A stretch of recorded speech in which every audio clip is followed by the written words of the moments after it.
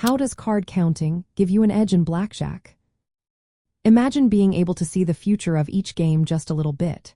That's what card counting can do for you in blackjack. It's not magic, but it is a smart way to understand the game better.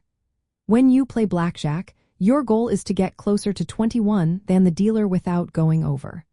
The house has a small advantage because of the rules, but knowing what cards are left can change that. High cards like aces and tens are good for the player. They make it easier to hit a blackjack, which pays 3 to 2 times your bet. They also help when doubling down on hands like 10 or 11. Plus, high cards increase the chance of the dealer busting if they have a low-up card. When the deck is full of high cards, the player's chances improve. Low cards from 2 to 6 help the dealer. They make it less likely for the dealer to bust when they hit on stiff hands like 12 to 16. If many low cards are left in the deck, the house has an edge because the dealer can avoid busting more often.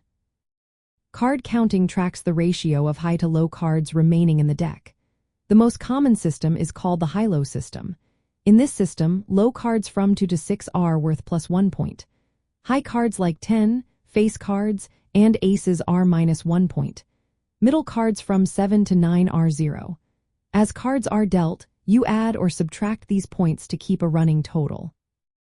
To get a better idea of how favorable the deck is, you divide the running count by the estimated number of decks left to be dealt. This gives you the true count.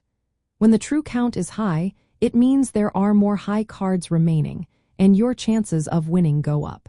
When it's low or negative, the deck favors the house. Knowing this, you can decide how much to bet. When the true count is high, you should bet more because your chances of winning are better. When it's low, you should bet less or even sit out some hands. Sometimes, players also change their basic strategy based on the count. For example, they might take insurance when the count is high or stand on lower totals if the deck favors the player. Using card counting effectively can turn the odds in your favor by about 1% or more. That might not sound like much, but over many hands, it can add up to real profit. It's important to practice and stay focused while keeping track of the count. You also need to play perfect basic strategy, which is the best way to play each hand without counting.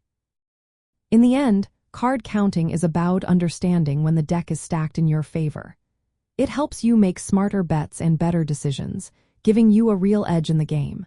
It's a skill that combines knowledge of the game's rules, strategy, and the ability to keep track of the cards. When used correctly, it can make your blackjack experience more rewarding and potentially more profitable.